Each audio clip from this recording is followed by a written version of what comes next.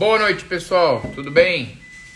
Voltamos com mais uma Imunolive. Semana passada não tivemos por motivo... A pessoa que eu havia convidado, infelizmente, não pôde participar. Mas hoje a gente volta, então, com a Imunolive. Hoje vai ser super legal conversar um pouquinho com a Esther Florsheim. Esther, amiga querida, que foi parceira de pós-graduação no Departamento de Imunologia. Passou um tempo fazendo pós-doc, ela vai falar isso um pouco pra gente, claro. E hoje ela é Assistant Professor na School of Life Sciences da Arizona State University. Então, poxa, é super legal a gente saber, né, de amigos aí que estão cada vez mais tendo sucesso na sua carreira como cientista, não só no Brasil, como vários que já apareceram por aqui, mas também no mundo. A gente já teve aqui o Rafael Rezende, a gente já teve outros pesquisadores também do exterior, ok? Então, vamos lá. Eu vou chamar aqui a Esther e ela, espero eu, está pronta para conversar conosco. Vamos lá.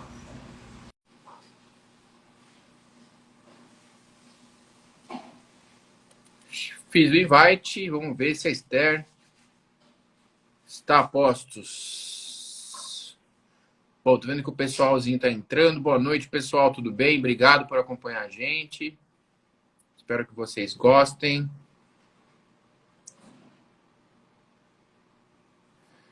Vamos lá.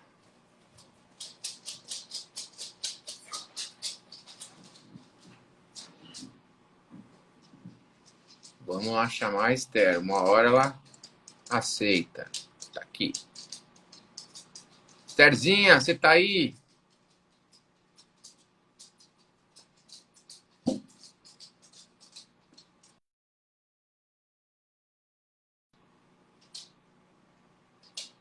Vamos lá, pessoal. Opa, Estherzinha deu sinal de vida. Vamos lá.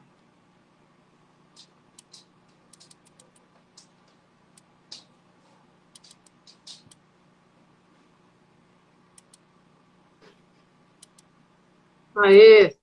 Maravilha! Ah, você tá me vendo? Eu não consigo saber o que você tá vendo. Oi, Estherzinha, tudo bem? Não tô te vendo, meu, a tela tá toda preta. Pois é, vamos acertar. Opa, tá melhorando. O que Vejo tá um borrão, acontecendo? vejo preto de novo. Tá bom. Aham! Agora. Tudo bom? Tudo Deixa eu bom e ver se eu você? consigo. Quanto tempo, meu? Beleza? Ok. Deixa eu Que tentar. legal. Aê, Tudo agora dá pra certo? ver. Acho que abaixa um pouquinho para ver seu rosto melhor, Esther. Abaixa? Isso, abaixa só um pouquinho. Ai, não dá pra abaixar, senão o celular vem pra frente assim, ó. Ah, entendi. Então, beleza, tá bom. Vamos ver.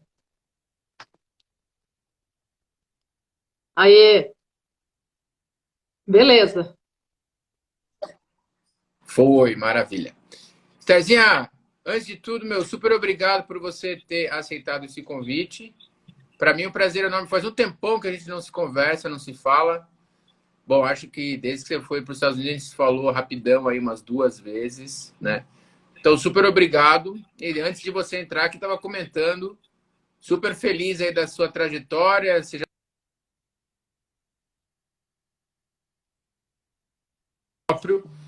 Então, eu te agradeço bastante você ter aceitado esse convite. E, Estherzinha, a primeira coisa que eu faço, nesses 5 primeiros minutos, você fala um pouco da sua trajetória, sua carreira, com quem você trabalhou, com o que você trabalhou e o que te levou a hoje estar interessada aí a aversão alimentar. Tá. 5 minutos? Não, pode passar, não tem problema nenhum. É? Começa assim do começo, da onde a gente estava na graduação, talvez? Pode ser de onde você quiser. Tá bom. Então, assim, isso é para aluno, né? Eu estou supondo que é para aluno de graduação, pós-graduação, pós-doc, né? Na Então, acho que eu maioria, vou sim, enfatizar mas essas tem etapas. bastante. Na maioria, sim, pós-graduando, pós-doc, Mas tem gente que é profissional de saúde também, que não faz ciência, mas que ou é da academia de algum jeito, ou é biomédico, ou é farmacêutico, enfim. Tá. Então, assim, eu comecei, minha trajetória começa, vamos dizer, na biologia da USP. Eu entrei na USP para fazer biologia, mas aí no primeiro ano eles abriram um tal de um curso novo aí na USP que chamava, na época, Ciências Fundamentais para a Saúde. Na época, a USP não tinha ciências biomédicas. E eu Uhum. queria fazer ciências biomédicas, na verdade. Eu entrei na biologia meio tipo, tá bom, vai. Foi o único curso de biologia que eu prestei, o resto das outras universidades que eu prestei eram todas de biomedicina, e Uhum. que era o que eu queria fazer. Eu já estava interessada em doença e essas coisas. E aí entrei em biologia, falou, tá bom, vai, vamos ter que fazer botânica, ecologia, zoologia, essas coisas todas, tudo bem. Aí eles abriram esse curso dentro da USP, que chamava Uhum. Ciências Fundamentais para a Saúde. Aí eu não tive dúvida, eu falei, é isso, porque esse curso era para fazer pesquisa na Uhum. área de ciências biomédicas. Então eu falei, é isso que eu preciso. Aí eu entrei nesse curso, e aí foi bom e ruim. Bom porque, né, era exatamente o que eu estava querendo. O ruim era porque não tinha uma turma. Então, tipo, você fazia aula com outra galera. Você fazia aula com a veterinária, com a fisioterapia, com a nutrição, com a medicina, com a biologia, com um monte de gente. Mas você não tinha a sua própria turma. Claro que eu Entendi. continuei conectada com o pessoal da biologia e tal, isso foi legal, Uhum. mas assim, foi meio um curso meio uma colcha de retalhos. O bom é que você aprende a adaptar a várias coisas. Então, assim, você tem aula com tanta gente diferente que você aprende a fazer várias coisas diferentes. Então, tá bom. Aí, tudo bem. Aí, eu fui fazendo isso. Aí, no mesma hora que eu entrei nesse curso de Ciências Fundamentais, eu resolvi fazer pesquisa, porque eu achei que eu tinha entrado no curso noturno justamente porque eu queria trabalhar durante o dia, fazendo alguma coisa Uhum. útil e fazia disciplina à noite. Então, essa era a ideia. E aí, eu fui procurar alguma coisa para fazer. Eu estava completamente cega, não sabia, não fazia ideia do que eu estava procurando, eu só sabia que era ciências biomédicas. Foi o máximo que eu Uhum. consegui. Então, assim, aí de Mas você já repente tinha uma coisa de doença na cabeça. já tinha coisa com doença na cabeça, e por causa disso meu pai falou: eu acho que eu conheço alguém que tem a ver com isso, que está em Minas Gerais. Aí ele contactou uma amiga que está em Minas Gerais, calhou dessa mulher ser a Valéria Ruiz, eu lembro o nome dela, mas nunca conheci. Essa moça estava na UFMG, era imunologista, e ela falou: se você quer alguma coisa em imunologia, aí ela me deu o nome de duas pessoas no departamento da Imuno, no ICB. E aí eu fui procurar, eu tinha o nome desses dois professores, mas assim, eu não fazia ideia como é que você ia conversar, eu simplesmente fui lá aí, cheguei aí no ICB, na Uhum. Imuno, na hora do almoço, perguntei para o porteiro, falei, eu tenho esses dois nomes, eu queria falar com essas pessoas. Eu não vou dar os nomes, você já vai ver por quê.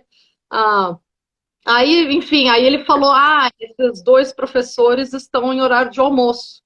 Eu falei: bom, tá bom, então vou sentar aqui. Tinha uma salinha de espera na época do lado do. Foi o Milton, aliás, que estava lá já embaixo. E o Tão Aí tá lá até hoje, firme e forte. tá lá até hoje, que figura, uma Ah, graça. Enfim, aí eu cheguei lá, aí eu falei, bom, então eu vou esperar e quando um deles aparecer. E aí o primeiro professor que eu tinha na lista que apareceu, que voltou do almoço, quem que foi? Professor Montilo Russo. Então, assim, eu só estou dando muita longa história para mostrar que às vezes a gente vai parar em lugares por sorte, não é porque, né, tem muita coisa, é sorte. Então foi meio isso. Acabei, aí eu falei com o tal do professor Montilo Russo, falei, eu estou no primeiro ano, mas estou interessado em fazer pesquisa. Ele falou, ele não entendeu nada, ele falou, como assim, você está no primeiro ano, você não sabe nada. Você tem bolsa, como é que é? Aqui, eu não tenho bolsa agora. Eu falei, não, tudo bem, eu vou fazer como voluntária. E aí eu acabei entrando no laboratório do professor Montilo Russo, sem saber nem nada do que era. E foi isso. E no fim, enfim, isso no fim eu acabei ficando a graduação inteira no laboratório do professor Montilo. E uhum. óbvio, comecei a ficar fissurada por imunologia. Comecei a estudar antes, porque a gente só ia ter curso de imuno no terceiro ano, quando você faz a biologia ou esse curso que eu estava fazendo. E eu tive que começar.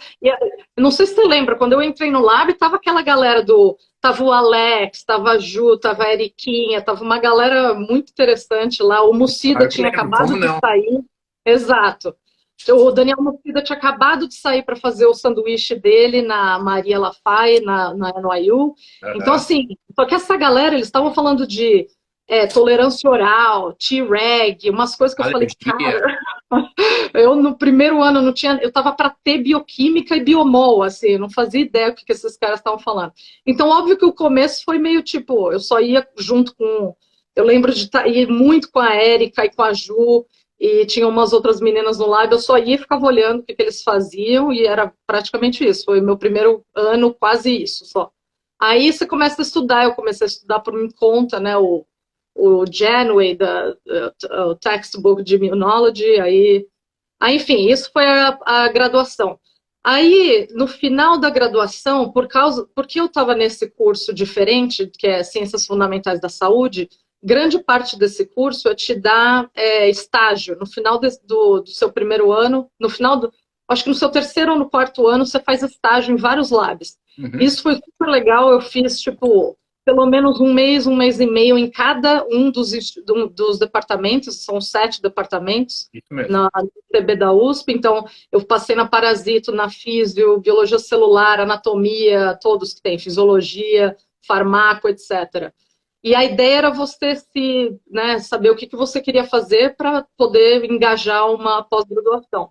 E aí, na época, eu pensei, eu falei, bom, tá na hora de eu sair, porque eu estou no lab, né, desde o começo da graduação, tá na hora de eu sair. Eu vou ver qual lab que eu vou. Só que, no fim das contas, eu não gostei, assim, eu gostava muito do que o laboratório do Montilo fazia. E aí, falou, bom, então eu vou ficar, eu achava que não era uma boa na época, assim, até aqui nos Estados Unidos, pelo menos, não é muito bem visto quando você fica num lab por muito tempo, tipo, você faz graduação, pós-graduação, pós-doc, não é tão bem visto explicitamente, eles falam isso. Sim. Mas na época eu falei, bom, mas o que eu vou fazer? O lab é o mais legal.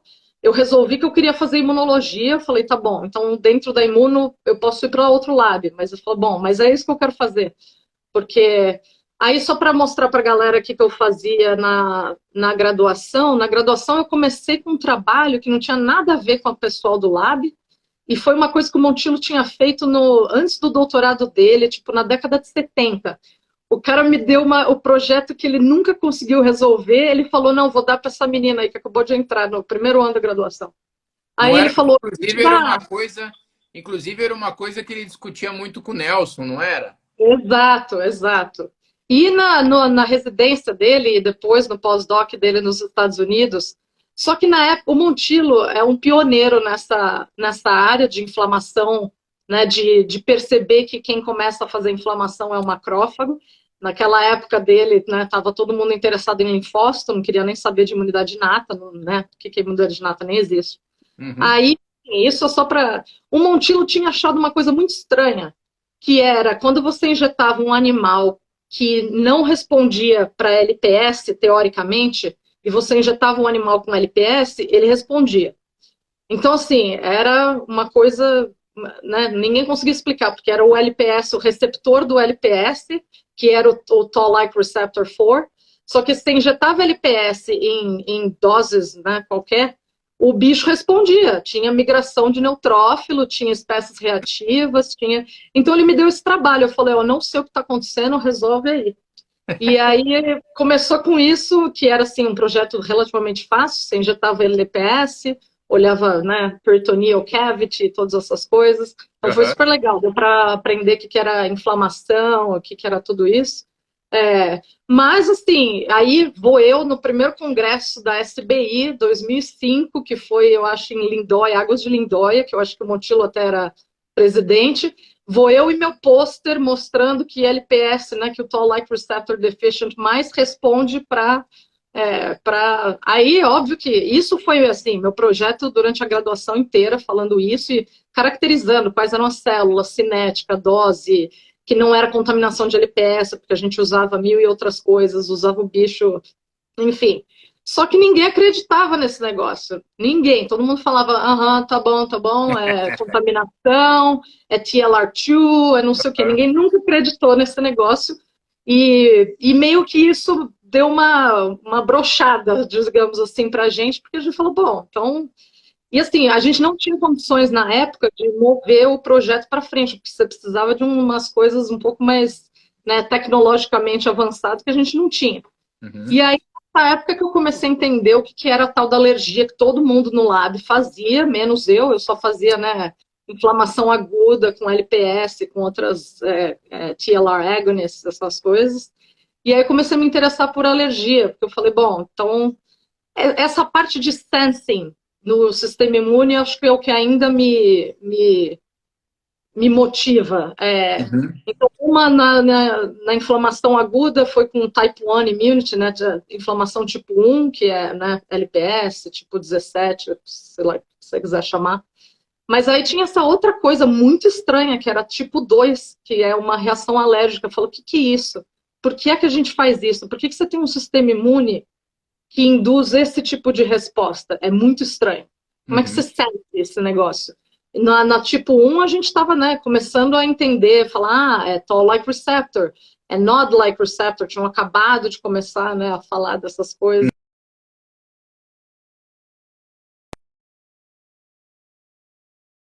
Type 2, ô Jean, tá aí ainda? Voltou, voltou. Tá bom. Enfim, isso era só para dizer que eu resolvi continuar no laboratório do professor Montilo Russo, mas ele falou, olha, você já está aqui faz 3 anos, 3, 4 anos, você não vai fazer mestrado, você vai fazer doutorado direto. Uhum. E eu falei, tudo não gostei da ideia, porque eu queria fazer mestrado, porque eu achava legal, né, você ter uma tesezinha, aprender, ver se o negócio não decolava, né, se tinha... Eu Sim. falei, ok, não queria, mas eu falei, beleza, a negociação foi, eu falei, beleza, mas se eu ficar, eu quero fazer um doutorado sanduíche por 1 ano fora. Ele falou, beleza. Então foi o fato e aconteceu. Então, só que aí eu comecei o meu doutorado no mesmo lab, só que uma coisa totalmente diferente. Agora era com alergia, adaptativa, IgE, não tinha nada a ver com inflamação aguda.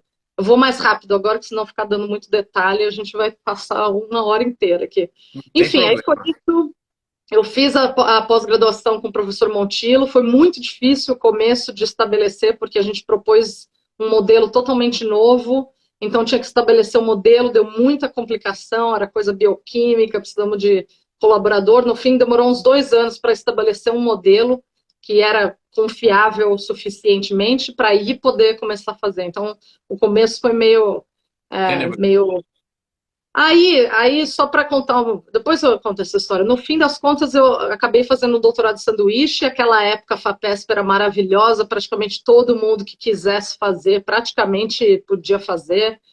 Tinha dinheiro. Para quem é de São Paulo, óbvio, estava na circuito, né? Óbvio que não era isso assim para o Brasil inteiro. E aí peguei uma bolsa de doutorado de sanduíche, vim para o laboratório do Ruslan, na Yale.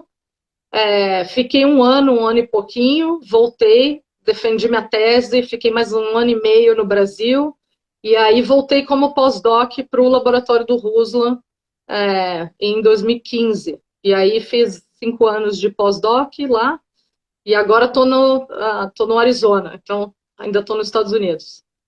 Show de bola. Serginho, na sua tese você fez aquele modelo de indução de alergia pulmonar com LPS, foi isso? Ou estou enganado? Não, a gente fez também. A gente usou LPS também. Era até uma brincadeirinha no lab que a gente fala, bom, se seu projeto não está funcionando, mete um LPS aí que tudo funciona, fica tudo bonito. Era uma brincadeira no lab, porque era sempre assim. Se você começasse a sair muito do LPS, o negócio, né, dava. Não, o que a gente queria fazer era assim, a ideia que a gente teve era assim, de pensar por que algumas coisas induziam tipo 2, inflamação tipo 2, alergia, estou Aham, dizendo. Uma aham. das coisas que a gente pensou, isso foi antes de começar o doutorado, no final da undergrad. O que a gente pensou foi várias das coisas que induzem alergia têm uma coisa em comum, várias das coisas, principalmente no pulmão. Naquela época a gente estava, o laboratório do Montilo é super focado em alergia pulmonar, Uhum. asma, modelo de asma, né? E Blone. aí a gente pensou, a maioria dos alérgenos que você inala, né, por inalação, eles têm uma coisa em comum, eles não são totalmente inertes, eles têm uma atividade bioquímica interessante. Vários deles, inclusive, são proteases. Uhum. Aí que a gente começou a falar, interessante, não tinha nada naquela época, não tinha nada disso. E aí foi esse o projeto que a gente propôs para a FAPESP. Quando eu recebi a bolsa da FAPESP, Dr. Ruslan Medzitov publica uma Nature Immunology mostrando que alérgenos são alérgenos porque eles têm atividade de protease e usa uma protease muito parecida com o que a gente ia usar, era uma outra família. E aí foi bom e ruim, óbvio que a gente foi meio Ótimo. scoop, né? Mas assim, óbvio que você não tem nem como. Mas foi bom, a gente falou, pô, a gente tá certo, vamos continuar nessa. E a gente escolheu uma protease que era importante porque deu muita alergia ocupacional na indústria do detergente. Eles adicionaram essa protease no final da década de 60, começo de 70, porque se fazia isso, colocavam proteases para aumentar a eficiência de detergente, mas assim, Ah, não mais da sabia. metade dos trabalhadores desenvolveram asma, né, hiperreatividade e tal. E Que a gente falou, pô, loucura. esse é um modelo perfeito, porque o negócio é robusto,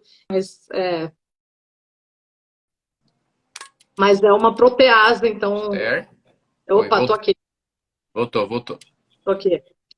Eu não Então, o sabia. meu Interessante. projeto principal era trabalhar, caracterizar, estabelecer um modelo ocupacional com essa protease específica, mas a ideia geral era tentar entender, determinar por que proteases podem induzir esse tipo de inflamação.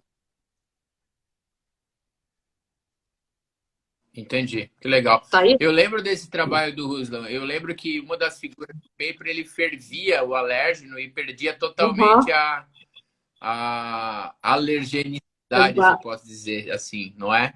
exatamente. Esse A trabalho gente foi tinha aquele que ele proposto mostrou tudo isso, a que mesma coisa. basófilo.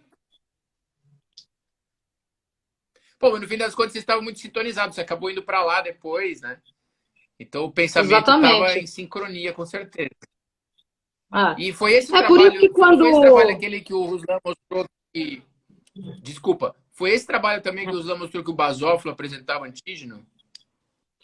ele não mostrou que Era esse, apresentava né? antígeno, não, foram dois trabalhos, que o primeiro ele mostrou que o basófilo era o que iniciava a resposta do tipo 2, e o segundo Aham. trabalho resolveram achar que o basófilo apresentava. Não era nada disso, era uma célula dendrítica, depois foi mostrado, mas enfim. É isso, a gente estava muito em sintonia nesse sentido, porque a gente estava trabalhando com LPS antes, TOL4, aí a gente passou para protease, o cara começou a fazer coisa com type 2, com inflamação alérgica. Aham. Que legal. E aí quando você foi para lá, e aí você terminou essa sua parte, né, agora chama BEP. Essa época que você foi não chamava BEP, eu acho que quando eu fui também não chamava, mas Chama, chama, chamava chama. BEP já? Eu Ah, não beleza. tô tão velha não, Jean, que isso? Imagina, longe de mim. Quando eu fui não era, então eu sou velho. É BEP. É, Mas aí você foi para lá e aí você começou, que eu lembro, trabalhar um pouco mais com o neuroimuno, né? Você começou a ficar interessada por essa história de como que essa reação alérgica, que é obviamente que a reação alérgica ela é extremamente deletéria para o corpo e ela é algum tilt, alguma coisa dá errada. Eu não sou expert apesar de ser um ex-rinítico, né? A gente fica velho, o sistema imune fica senescente e a gente melhora das alergias, né? Fica cansado. É, e, mas, obviamente, que é uma resposta acerbada, a gente sabe, deletéria, tem lesão tecidual, tem, no caso da asma, você tem remodelamento pulmonar, você tem remodelamento, inclusive, dos turbinates, né, das fossas nasais e tudo mais e tal. E Ah. aí, eu lembro que você começou a se interessar por qual que é a relação dessa resposta com uma questão do sistema nervoso, né? Como que o sistema nervoso entende isso, não entende isso? Fala para nós um pouco aí como é que é essa história aí. Eu acho que eu vou voltar um pouco a origem, né, desse Com projeto. certeza. Bom, primeiro estava claro, eu acho que ao contrário dessa inflamação, né, patogênica, que é tipo inflamação tipo 1, que é induzida com LPS, vírus, bactéria, a tipo 2, ela envolve outros tipos celulares, né? Então, por exemplo, já estava claro que tinha célula epitelial extremamente importante para induzir essa inflamação. Então, a gente começou a pensar, bom, se é célula epitelial, quais outras células também têm sensing capacity, né? Capacidade de sensing alguma toxina, algum alérgeno que tem a ver com defesa. Isso é um ponto. Então, muitas outras células na inflamação tipo 2, que é tipo alérgica, têm essa capacidade de responder, de sense, e reconhecer e responder para essas coisas que induzem tipo 2. A segunda coisa, deixa eu pensar o que eu ia falar. Historicamente falando, uma das coisas é que eu queria sair um pouco dessa... Na graduação fiz LPS, inflamação inata, no pós-doc a gente resolveu ir para outra coisa e a gente moveu para o gut também. Você está me escutando? Me fala aí se caiu o negócio. Tô. Tá bom. Tô escutando. A outra coisa, então, uma foi mover do lung para o gut, que era tecido de mucosa também, mas eu comecei a achar muito mais interessante em termos de complexidade. O gut, né, o intestino, tem tantos tipos celulares, a gente nem sabe ainda quais os tipos celulares que tem, o que faz, como é que te defende. E também é o maior, né, muito maior do que a pele, inclusive, é o maior site, né, o maior local de interação com o meio ambiente. Então, a gente já achou muito interessante. E aí, assim, o terceiro fator, que na verdade foi o que foi mais importante, tinham brasileiros que tinham feito trabalhos incríveis na década de 70, de 90, aliás, que ficaram parados, que não deram muita continuidade e ficaram por isso, e eu achava aqueles projetos maravilhosos. Eu falei, bom, tem isso para fazer agora. Esses trabalhos foram começando com o Nelson Vaz, né, e a Denise Cara, com certeza, aqueles trabalhos seminal, né, de 94, mostrando que uma alteração no sistema imune pode alterar comportamento, no caso, comportamento de aversão. Eles foram os primeiros a falar isso. E aí, claro, a galera, nossos amigos, né, o Fred, Basso, Luciana Mirotti, Daniel Mucida, Montilo, inclusive, deram continuidade um pouco a esse trabalho no final de 90, começo de 2000 e pouco, e publicaram vários trabalhos com isso. Só que ficou por isso, eu perguntei para a galera, eu falei, ninguém estava trabalhando com isso, essa foi o link, eu falei, gente, a gente tem que trabalhar com esse negócio é muito incrível, não está finalmente resolvido o que está acontecendo, se isso é verdade, né, você abre um novo field de pesquisa só baseado nisso, fala, quer dizer, respostas imunes influenciam o seu comportamento. Fala, como assim, né? E a gente sabe que isso é verdade. Toda hora que você se contamina com alguma coisa, né? Infecção viral, infecção bacteriana, qualquer coisa que te deixe... Quando você tem febre, você tem o tal do sickness behaviors, né? Como é que chama isso em português? Comportamentos doentios. Isso. Então, assim, são uma característica de sintomas, tipo fatiga, tipo depressão transiente, tipo anorexia, enfim, né? Você não quer sair, se exercitar, antissocial, né? Para prevenir e contaminar o amiguinho. Se isso é verdade, né? E obviamente porque a gente sente isso, então tinha toda essa área para ser explorada, não mais para uma Type 1 inflammation, mas para uma Type 2 agora. Então, esses foram os motivos que eu resolvi mudar todo o que eu estava fazendo e começar um negócio novo no lab do Ruslan. Ninguém estava fazendo alergia na época. O máximo de alergia que eles faziam era injetar, tipo papaína na patinha e pegava o popliteal lymphnode e fazia aqueles ensaios de citocina. Eu que estabeleci lá, eu falei, não, vamos fazer food allergy agora. Acho que a pessoa que mais me influenciou nisso foi a Luciana Mirotti, porque ela foi pós-doc no Montilo, começou a falar dessas coisas, ela tinha trabalhado um pouco com um dos alérgenos ali. Exato. Da castanha do Pará, que era super legal o trabalho.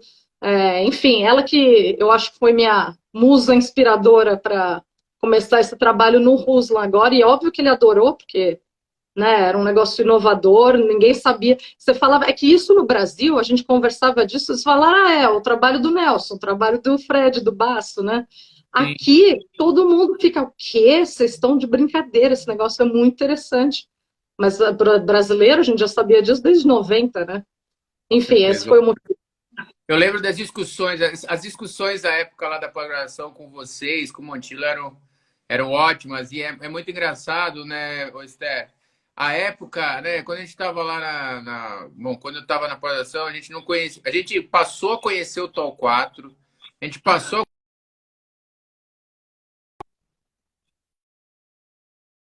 que a gente está discutindo hoje, né, que é como que o sistema imune altera o comportamento. Porra, a neuroimune nos últimos 5 anos, ela explodiu, né? Então, hoje, imagina esse contexto todo, e a gente já vai discutir isso daqui a pouco, né? Comportamento, alergia, pensando numa meninge rica de populações celulares como ela é hoje, né? Isso é muito interessante, foi um dos motivos que me atraiu mais para a imunologia, é que tinha muita coisa que não se sabia. Tipo, eu fui no departamento da fisiologia, da anatomia, falei, cara, essas coisas já são conhecidas há, né, décadas, tipo, não vai mudar muito, né? Sim. Agora, imunologia, cara, você lê o trabalho do Alex, um dos de Hierarchical Tolerance, eles colocaram na discussão, eles previram a existência de uma célula T Follicular Helper, tá lá, tipo, 2001, eu acho, o trabalho. Pô, a gente não conhecia o que era uma célula T Follicular Helper, hoje é normal, tá no livro texto, né? Então, assim, é uma área hiperdinâmica, tem muita coisa para conhecer ainda. Com certeza. Eu lembro muito bem desse trabalho do Alequinho que ele mostrou a hierárquico. Primeiro você tem uma IgG anafilática, depois você tem uma IgE e o negócio vai degringolando, né? Esther, só para falar aqui, ó, tem muita gente das antigas que entrou para te ver. Super legal aqui, ó. Sério? Eu não tô conseguindo ver. Um beijo. A Carininha, eu vi que estava aqui também. Entrou agora há pouco. Tem aqui a Maísa mandando um beijão para você também. Show de bola. Beijão para todo mundo. Aí. Que legal. Muita saudade, Jean. Isso que você comentou, aquela época de pós-graduação, foi muito feliz, eu acho. Rica. Muito rica. Eu lembro a gente jogando baralho, jogando truco lá em cima, na copinha, nossa. É verdade. Eu tenho que falar, isso é uma discussão que eu tenho às vezes no departamento. Os momentos de convivência da nossa época foram muito bons, porque a gente tinha... a gente aproveitava os momentos... a Ângela e o Paulo aqui, ó, o Paulinho, dando um beijo também. A gente aproveitava, aí, ó, o Paulo também daquela época, a gente aproveitava esse momento de convivência, ia tomar uma cervejinha e a gente falava de ciência, né? Total, sempre. Não era nada chato ficar no bar discutindo por que o Western Blot não funcionava, por que a citometria estava ruim. Tô chorando. Porque tinha que permeabilizar com o kit de Fox P3 para fazer intracel. Cara, você lembra de uma festa junina que a gente organizou? Não sei se você lembra, isso foi assim, histórico. Lembro. A festa junina, que a Júlia ia casar com o Matheus. Eu nem me lembro o que aconteceu, a galera pode me lembrar aí depois. O que aconteceu naquela. O Montilo veio de padre e levando Genway para casar a Júlia e o Matheus. E eu não sei o que aconteceu, o Matheus fugiu com um cara, ou a Júlia fugiu com uma moça, uma coisa. Era uma galera muito legal. Foi ali naquela área lá embaixo, lá do ICB, lá aberta. O Pedrão tá aqui também, o Pedro falando que ele não ia nessas festas. Não ia, não lembra.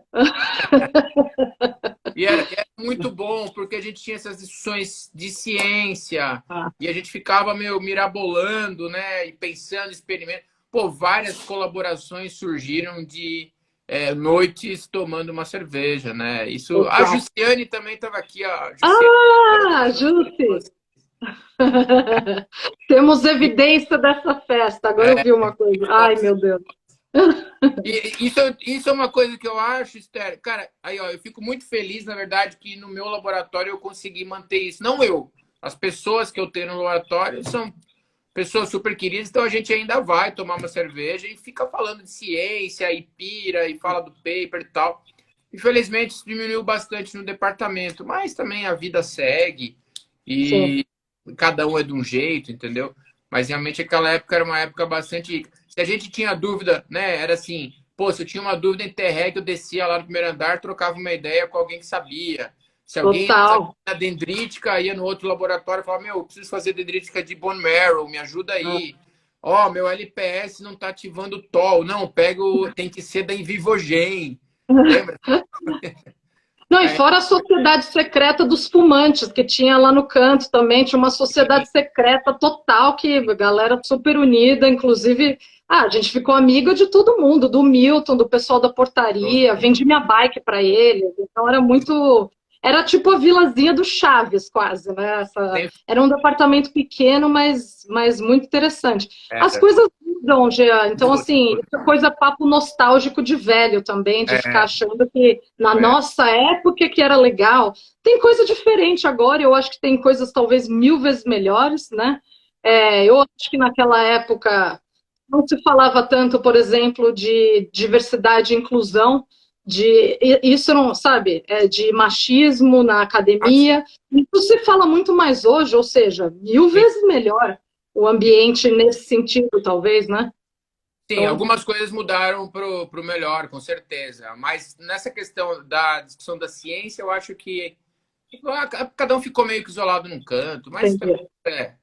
isso é outro assunto. Eu quero falar alguma coisa com você que eu acho super interessante. Uma vez, eu vi sua aula que você deu aqui no departamento um tempo atrás, né? E assim, pô, historicamente, bom, eu não sei nem como chegar nesse assunto porque vai dar voltas e mais voltas, mas tem um cara do passado que foi super legal, que era o tal do Pavlov, que balançava o sininho e quando ele balançava o sininho, o cachorro salivava, porque obviamente ele treinou o cachorro que toda vez que ele ia alimentar, ele balançava o sininho. E aí, quando ele passou a não mais alimentar, mas só balançar o sininho, o cachorro salivava. Esther, eu ouvi você comentando umas loucuras de que o sistema imune tem um lado aí pavloviano. Fala um Total. pouco disso para nós. Então, exatamente isso que você trouxe. É um Pavlov, só que o Pavlov clássico é mediado pelo sistema nervoso, né? Uhum. Sistemas sensoriais, principalmente gosto, cheiro, com quase todos os sistemas sensitivos dá para induzir é, esse efeito pavloviano. Como chama esse Uhum. português? Pavloviano, é. É isso Então, mesmo. assim, o que eu acho que se concorda hoje em dia e como eu vejo as coisas, o sistema imune nada é do que um sistema de reconhecimento, né? Do mesmo jeito que o sistema nervoso é. Então, classicamente, o jeito que a gente sente o ambiente é via 5 sentidos, né? Ou 6, se você quiser, novo. Visão, olfato, audição, tato, enfim. A Uhum. gente acha que o sistema imune é um outro sentido, simplesmente isso. É um sistema de reconhecimento de coisas que são relevantes no ambiente. O que é relevante para o sistema reconhecer? Patógeno, toxina, enfim, variedade de coisas que tem no ambiente que você deve alertar.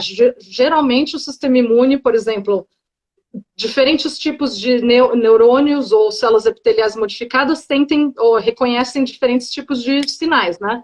A célulazinha que está dentro do seu ouvido Uhum. reconhece diferença de vibração no ar, por exemplo, forma um negócio mecânico, transduz o sinal. O taste, a visão é luz, o taste é químico. É, No caso do sistema imune, são químicos também, né? Então, é um sistema de sim. reconhecimento de substâncias químicas que e assim, é muito fácil essa explicação. É um sistema de reconhecimento e por que não? Por que não sentir coisas que são importantes para você no ambiente dessa maneira? E aí, óbvio, isso é parte da explicação, é que você tem um sistema de reconhecimento, e a outra parte é o sistema efetor, né? Fala, tá bom, mas como é que isso é conectado com um efeito do comportamento? Que é isso que é o Pavlov. Você sente, né? Ou você ouve o sininho e É o isso, de alguma start. forma, é conectado no seu cérebro e isso é mandado e falando, vou salivar agora, né? Porque isso é o sinal de vem comida por aí. Com certeza. Mesma coisa no sistema imune, você só tem que arrumar um jeito de se conectar ou diretamente com o sistema nervoso central via mediadores solúveis ou via, né, como o sistema nervoso funciona, ou via sensory neurons, como chama isso? Neurônios sensitivos, né? Aferentes. E o que é mais Então, legal, Esther, é que assim, é claro que isso é uma loucura, mas já há algumas evidências, né? É, o sensitivo para o effector pode ser de vias diferentes. Então, você está falando, né? claro, O sistema imune tem o sensing de alguma toxina, alguma coisa, e ele responde, né? Mas você pode ter o sensing pelo nervoso, coisa clássica que existe, né? E se tem alguém aí assistindo a gente que é alérgico pra caramba, né, e tem rinite, meu, você fala em poeira, você pensa em poeira, o cara já coça o nariz, o exato. cara já começa a Ah, espirrar, né? ah, Então, você teve o ah. sensor, no caso agora auditivo, mas existe uma conexão ali em algum lugar que entre o sistema nervoso e o imune. E o mais legal é que a gente está numa fase agora, né, Esther, que essas conexões neuroimunes, elas de fato estão começando a ser desvendadas, né? Eu acho isso Claro, né? fenomenal. Coisa que a gente não sonhava à época que a gente estava fazendo a pós-graduação, hoje tá ficando cada vez mais claro. E aí tem vários exemplos, né? A gente pode falar, por exemplo, da história do Kevin Tracy com a resposta anti-inflamatória colinérgica. A gente pode falar das questões de comportamento das gama-delta da meninge, do Kipnis, né? Ou provavelmente o que você está mais envolvido agora, que é o tal do gut-brain axis, né? Então, hoje a gente tem claramente células saindo da lâmina própria intestinal e entrando no teu cérebro, se comunicando com as troços, por exemplo, que é um dos trabalhos lá do Quintana, por exemplo, né? Então, a gente está numa riqueza hoje de conhecimento dessas interações que é fenomenal, né?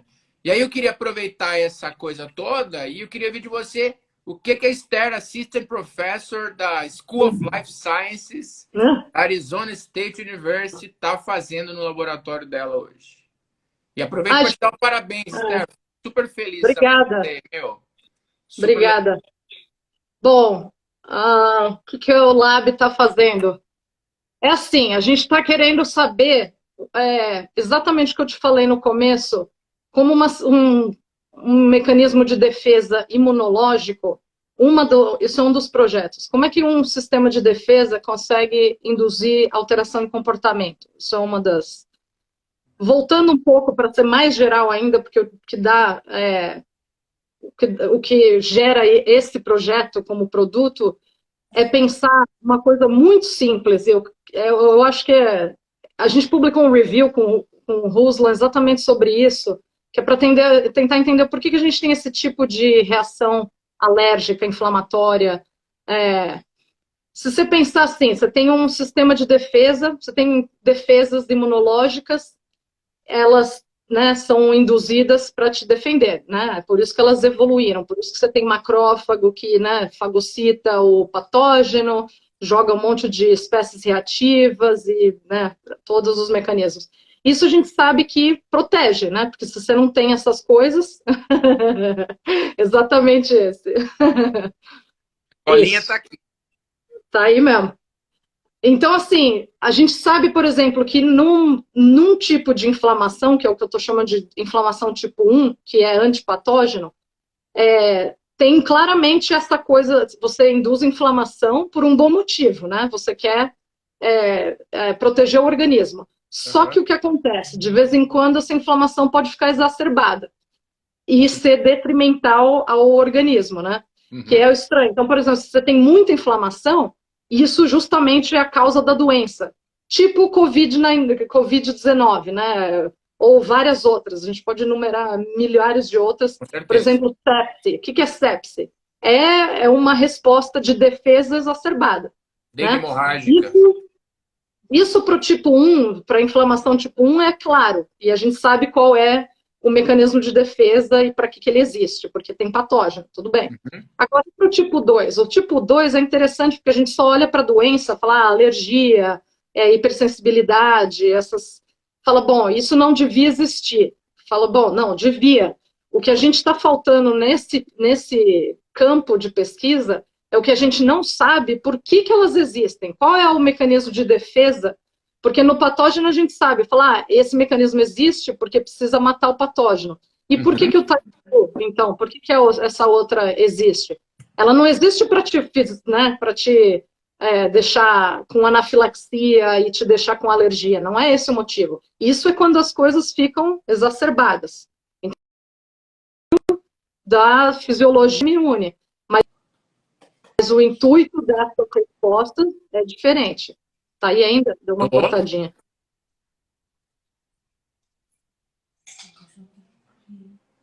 Tô te ouvindo, Esther.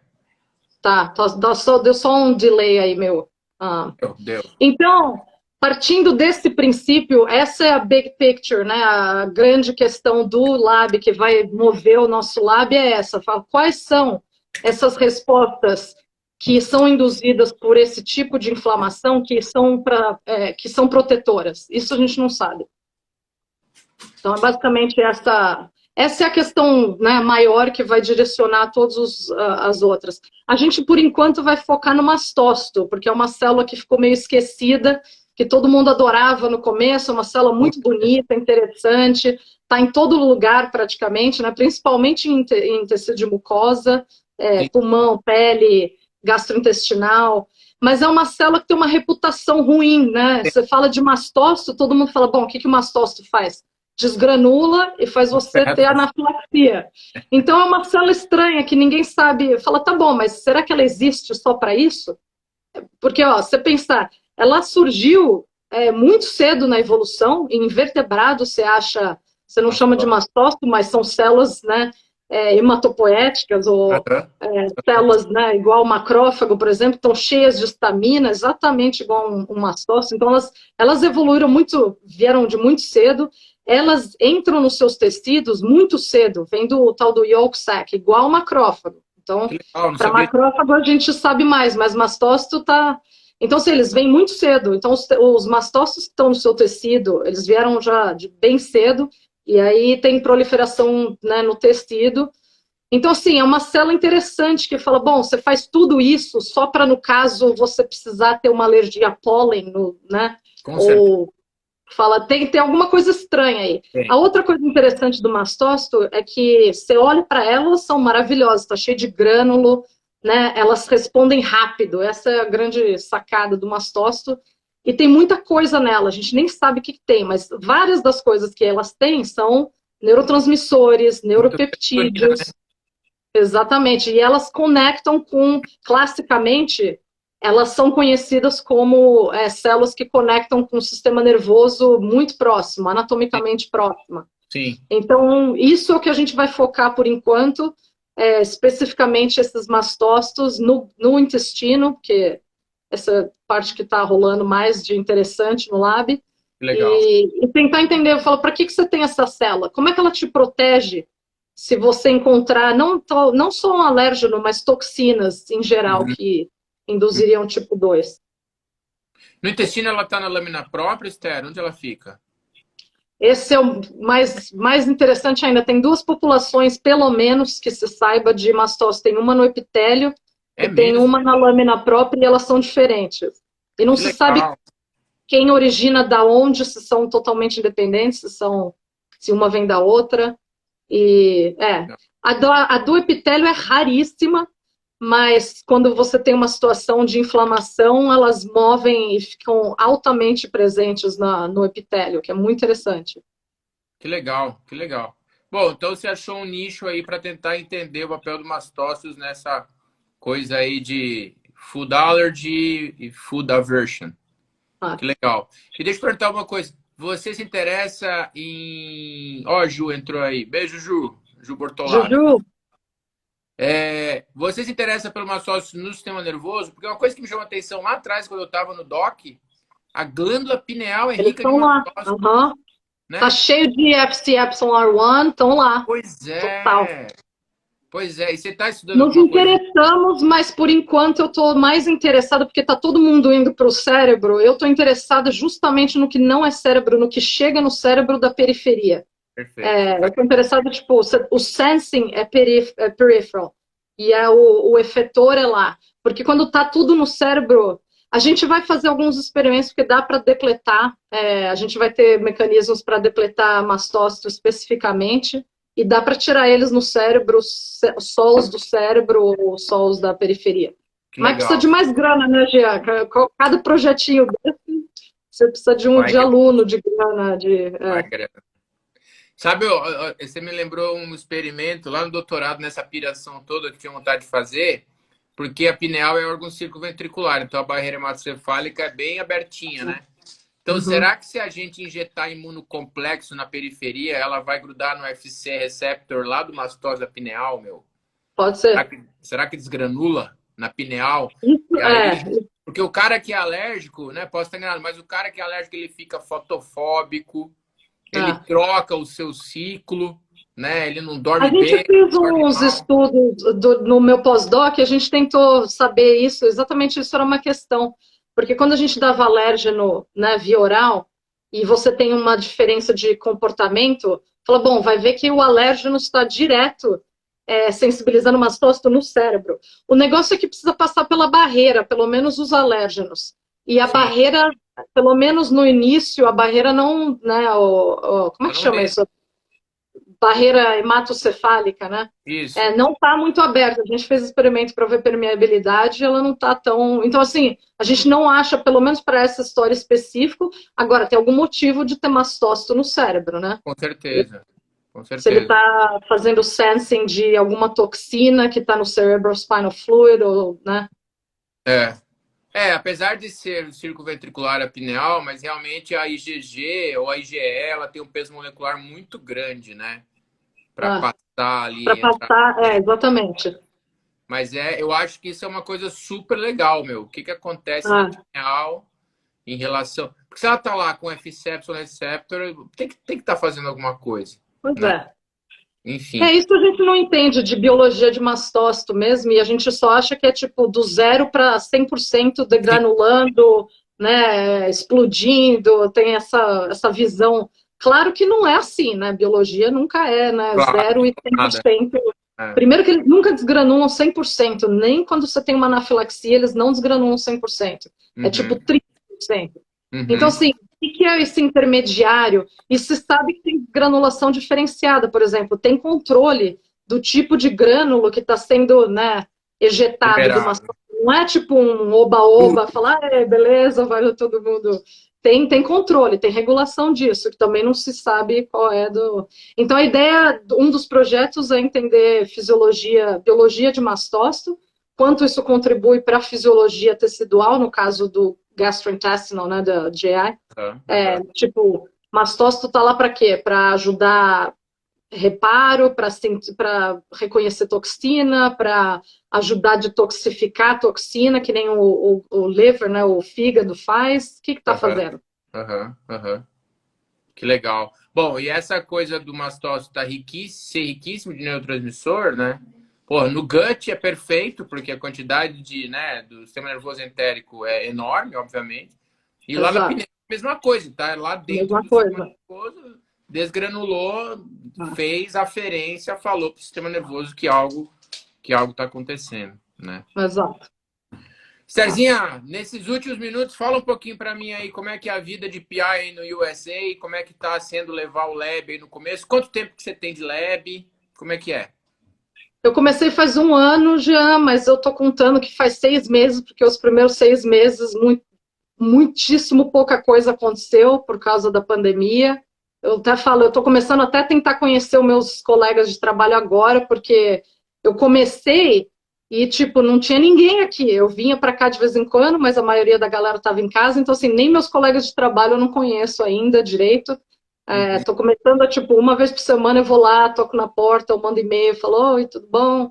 Eu sou nova aqui, quer ser minha amiga? É, Bom, a vida de PI, eu não sei ainda, está muito cedo para dizer, mas obviamente é muito diferente de pós-doc, né? Então, Sim. tem muito mais, é muito trabalho administrativo no começo, ainda não tem ninguém para te ajudar. Então, assim, você tem que aprender a fazer coisas que não era o que você fazia antes, tudo bem. São fáceis, assim, todo mundo ficou, nossa, né, virar professor, Não é nada disso, não é coisa de outro mundo. São coisas fáceis, mas é diferente do que você estava fazendo. Você tem que falar com o vendedor bastante, porque você tem que, né, pegar um preço bom para as coisas. Então, você que tem que pensar no lab, fala o que você quer fazer, você vai ter um equipamento X ou Z, você vai colocar quanto de grana aqui, quanto de grana ali, o que você pode, né? Aham, São aham. coisas de administrador, na verdade. Você precisa contratar gente, isso é dificílimo, para ser sincera, para todo mundo que eu pergunto, ninguém sabe dizer, tipo, como é que você sabe contratar uma pessoa, né, legal, ninguém sabe o Como é segredo que disso é até isso que hoje. é lojista? Exatamente. Não tô falando daqui, não, tô falando em geral mesmo, é, mas esses são os desafios, né? Eu acho que todas as pessoas aí assistindo que são professores conhecem isso. Agora, é muito interessante, Gê, porque de repente você não está fazendo. Tudo bem que lá no laboratório do Rusla, onde eu estava fazendo meu pós-doc, eu era totalmente livre, fazer o que eu queria. Mas assim, não é a mesma coisa agora de você pensar nos projetos, fala, que você pode fazer, né? Como é que você vai contribuir para a ciência? O que está faltando nesses campos? O que é interessante de fazer? E aí é um mundo muito interessante, porque você vai fazer o que você quiser, basicamente. Com certeza. Né? É óbvio que você precisa ganhar dinheiro e precisa convencer as outras pessoas, né, que aquilo é importante, mas e eu dei sorte que eu tive muitos bons mentores minha vida toda, já Montilo, né? Nossa, não dá nem para o Ruslan, os dois são assim, não dá para comparar. Eu vejo muita gente que não tem orientadores bons. Qual é a diferença que isso faz, né, ao longo da vida e no final? E assim, até agora, eu posso toda hora, né, mandar um WhatsApp para qualquer um dos dois. Eles me Legal. respondem na hora, me mandam coisa. Ruslan me mandou um equipamento que ninguém estava. É uma Cytospin que ninguém usava mais no lab. Eu era a única que usava, porque todo mundo faz, né, citometria de fluxo e coisa. Eu falei, cara, eu quero ver a célula, quero colocar a célula no slide.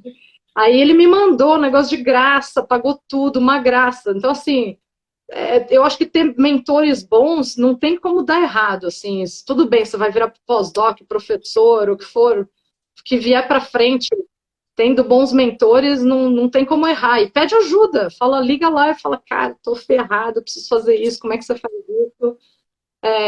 Então, assim, a situação aqui nos Estados Unidos eu acho muito tranquila em relação ao Brasil, em vários aspectos. Tem coisas que não são tão tranquilas, por exemplo, né, não é uma profissão tão estável aqui quanto é no Brasil, por exemplo. Não é que tipo, beleza, entrei na profissão, tô ótima, não vou ser mandada embora nunca. Não, daqui 5 anos, assim, se eu não conseguir É, fazer, né, várias coisas, eu tô fora. Não tem. Mas, ao mesmo tempo, é muito melhor para conseguir dinheiro, isso não tem dúvida. E a rapidez, assim, vocês sabem, vocês estão carecas de saber. Você veio para cá, né? Você fez pós-doc, você sabe. Você pede um anticorpo, um primer, o negócio tá aqui, tipo, no dia seguinte, na semana seguinte. Então, assim, a rapidez com que você faz ciência é impressionante, mas assim, tem challenges, né? Tem desafios nos dois, independente de onde você está. Eu tô achando super legal, eu acho que eu consegui ter um grupo ótimo por enquanto. Tem umas. Assim, é uma galera que assim veio do zero, não sabe muita coisa, tem muita gente da graduação, uhum. tem uma brasileira agora, a Ana, e uma galera que está animada para aprender as coisas, então vamos ver. Vamos Show. ver, não sei, Mas, obviamente vai ter problema, né? Vão ter desafios, eu não chamo de problema, não tem problema, só tem fatos. E aí que você legal. resolve o São negócio. desafios, esses desafios são super legais. No sentido de que aí, lógico, eu lembro, os desafios eles partem para um lado mais científico, ou, claro, tem a questão de arranjar grant e tudo mais, mas você tem Ah, uma boa ideia, você se junta com alguém, você faz o negócio acontecer, porque todo mundo está na mesma sim. vibe de querer publicar um bom paper, porque entra Ah, nessa roda de que um bom paper com cientistas e essa roda só vai aumentando e aumentando cada vez mais, né? Esther, a Maísa mandou uma pergunta que ela fez assim, ó. A complexidade das proteases dos mastócitos tem correlação com a potência da resposta? a complexidade das proteases nos mastócitos, não sei, depende do que eles estão fazendo. Se for uma coisa específica, tipo por exemplo, uma das únicas coisas que a gente sabe sobre uma resposta de mastócito que, na verdade, é protetora, a única coisa que é na pele, quando, por exemplo, você é mordido por uma cobra ou veneno de aranha, algumas proteases dos mastócitos são necessárias para detoxificar o veneno da cobra, por exemplo. Mas aí são carboxipeptidases, são proteases específicas, então Aham. que obviamente depende do que for, depende do veneno, por exemplo. Mas eu não sei se isso é muito sabido, não, de tipo, até isso é uma das perguntas que a gente tem, como é que a heterogeneidade dos mastócitos varia ao longo do trato gastrointestinal, por exemplo, porque não é possível que uma célula, né, no final do large intestine, como chama isso? Do Colon. cólon, é igual a um mastócito ou qualquer célula, por assim dizer, macrófagos, isso já está claro, que é igual um macrófago, um mastócito que está lá no duodeno, por Ok. exemplo, que recebe, né, toda essa coisa vindo da pâncreas e estômago. Certamente eles são diferentes, mas isso sim é completamente Legal. unknown. Ô, Esther, dá para fazer um bom sorting de mastócito e jogar num single cell para tentar buscar uma population aí, ou várias? É isso que a gente vai tentar fazer, exatamente. Mas ainda é difícil, porque conseguir mastócito é uma célula muito chata, assim, Deve assim que morrer você. fácil. São duas coisas juntas que são muito difíceis. Uma é trabalhar com o intestino, então isolar a célula de intestino já é assim, é tricky. Foram muitos anos de aperfeiçoamento, de técnica, de não sei o quê, para falar, bom, tá bom. Mas assim, morre muita célula. Morre. Mastócito é uma célula chata, é tipo eosinófilo, neutrófilo. Você tirou ela do tecido, ela tá chateada com você. Então, assim, eu acho que a gente, pelos experimentos que eu já fiz antes, eu acho que dá para conseguir o número de célula. E essa é uma das próximas etapas, eu fazer um single cell dos mastócitos no GI. Né? Que legal, tô curioso para saber, porque, pô, o que a single cell está fazendo para várias coisas é mostrar que homogeneidade de população é uma mentira, né? Total, Cada total. vez Eu só mais. não quero cair muito nessa. Tem muita gente muito animada com esse single cell, mas ao mesmo tempo fica por isso. E aí você fala, tá bom, Assim, e aí? não, Óbvio que tem concordo. heterogeneidade. Assim, não preciso nem saber, né? Óbvio que vai ter heterogeneidade de mastócito durante. Mas assim, é uma mesma cell type, é um estado celular diferente. E aí fica todo mundo alucinado. Ah, faz single cell, faz single cell. Eu falo, tá bom, mas e aí? Você vai E fazer o o que com isso depois? Não, concordo totalmente. Ele te dá uma boa visão do bigger picture, mas vamos para o funcional, né? Precisamos saber o que. É que Ah, nem você falou. Muito provavelmente essas single cell análises, né? Saiu um paper lindíssimo esse tempo atrás com LPS sistêmico mostrando, acho que pelo menos 9 subpopulações de astrócitos, né? uhum, Com certeza são estados funcionais. E na discussão do paper ele fala, olha, tem região do cérebro que a vascularização é mais ou menos fechada, então o LPS provavelmente entrou aqui, não entrou lá. E, né, a citocina desse astrócito produzido no córtex deve ter agido, mas lá no tálamo não agiu. Então, com certeza tem pois essa é, questão de estados funcionais, né? sim.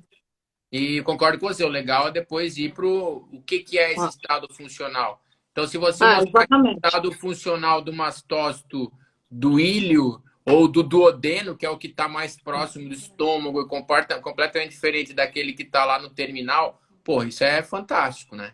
E tem outra coisa, Gê, o mastócito, outra coisa interessante, mas também difícil, assim, várias das coisas que os mastócitos têm, expressão, né, não é no nível do transcriptoma, isso são já proteínas dentro dos grânulos que já estão lá. Então, assim, não vai ter como fugir de fazer um mass spec de, né, espectrometria de massa e caracterizar, por exemplo, quais são os neurotransmissores que os mastócitos têm ao longo do GI tract. Isso eu acharia mais interessante, porque a RNA já é um pouco mais. Você fala, bom, mas e se não tiver induzido, você não vai ver nada, porque não tem, né? Eles já estão com essas coisas dentro dos grânulos, então. Show de bola. Se tiver muito glutamato e glutamina, você me conta. Tipo, é esse que você está mais animado? A gente tem um projeto, dois, na verdade, Um projeto é na periferia, porque a gente viu, não a gente, mas na década de 90 demonstrou, vários trabalhos demonstraram que os receptores de NMDA estão presentes em linfócitos, né? Ninguém sabe o que faz. E aí a Marília, que inclusive está lá com o Rafael Rezende lá na Harvard, ela está fazendo de células da lâmina própria intestinal, né? Para Que louco. tentar ver se os gut lymphocytes têm função o NMDA receptor, porque, claro, está absorvendo o glutamato, né? Ainda a fonte de glutamato é abundante, porque vai vir da dieta, vai vir provavelmente dos neurônios entéricos, se vierem também dos mastócitos, porra, aí o negócio fica ainda mais... Isso é interessante. Agora, você viu a Nature que acabou de sair hoje, do célula B, que tá cheio de acetilcolina na bone marrow? Vi. Muito interessante. Então, assim, isso vai ser uma coisa óbvia. Falar, é óbvio que célula do sistema imune tem neurotransmissor, né? Tem. Isso que já... E você viu que, acho que uns anos atrás, mostrou que a T follicular helper e a B conversam por dopamina. Show de bola. A neuroimuno finalmente explodiu. Vai continuar um tempo ainda. Com certeza. Ô, Sterzinha, nem parece, mas já se passou uma hora. Foi super legal, te ver, bater esse papo com você. Tô super feliz de ver aí que sua carreira tá decolando, Desejo mais ainda sucesso. Ainda não sei. Claro que vai, claro que vai. Decolar não sei, mas que eu tô me divertindo, por enquanto eu tô. Que legal. Ô, Gia, depois tem como ver a galera que mandou mensagem por esse negócio dessa live? Olha, depois não sei, tem agora, teve a da Maísa, a Ju Bortolato mandou que massa vocês. Que mais? O Ives, que já deu entrevista aqui para nós, é um parceiro, o Zebrafish mandou super legal. Depois eu olho, então. Ô, Jean, você sabe que eu só criei esse Instagram por sua culpa, né? Por causa dessa live, porque, pelo amor de Deus. Fico lisonjeado, Esther. Fico lisonjeado. Mas não sei se vai durar muito. Pô, tem que ser tecnológico, PI tem que ser tecnológico. Eu vou falar pro pessoal do Lab, porque ela sabe muito mais fazer isso. E eu tive Instagram, sei lá, 7 anos atrás, ou sei lá quanto. Mas, assim, mudou completamente, assim, a quantidade de propaganda. Eu não sei como é que vocês aguentam esse negócio. Você vê 2, 3 coisas, tem uma propaganda lá para você. Tem bastante. Brainwash total. Tem bastante mesmo, mas dá para usar para um lado legal, sabe, Esther? Eu não tenho Instagram pessoal, por exemplo, mas eu tenho o Instagram do Interações Imunes, que eu faço essas lives, a gente coloca trabalhos do pessoal do laboratório. Isso é legal. Publicado. É legal, a gente tem 1.665 seguidores, olha que legal. Ótimo. Beleza. A gente conversa. Eu vou tentar ir para a SBI esse ano, vamos ver se vai rolar. Show de bola. Show de bola. Ó, a Júcia acabou de botar aqui, ó, tá legal demais, foi uma alegria ver essa professora. Boa, Júcia. Então tá bom, Estherzinha, um beijo pra você, querida. Então tá bom. Obrigada, Josão, pelo convite. Então tá bom, um beijão para todo mundo, valeu todo mundo que apareceu aí. Jean, depois a gente se fala então mais de pesquisa, que pode ser interessante. Pessoal, agradeço bastante aí a quem assistiu a gente, ficou conosco, espero que tenham gostado. Semana que vem, quem sabe a Esther também assista a gente. Semana que vem tem mais, beleza? Beijão para todo mundo, boa noite. Tchau, tchau. Tchau, galera.